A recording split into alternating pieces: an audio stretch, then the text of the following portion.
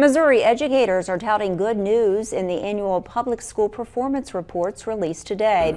Just over about 86% of Missouri school districts met or beat state performance expectations. More than 60% of districts improved on their 2023 scores. School attendance also went up. Four-year graduation rates statewide rose to above 90% for the first time since before the pandemic. And more than 94% of graduates are now employed or seeking higher education. But Missouri's Education Commissioner says that teacher recruitment and retention is still a major problem.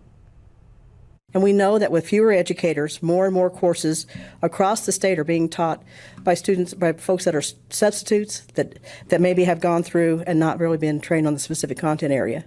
We've got work to do there. Those people are doing a great job, but we need to put some more tools and resources around them.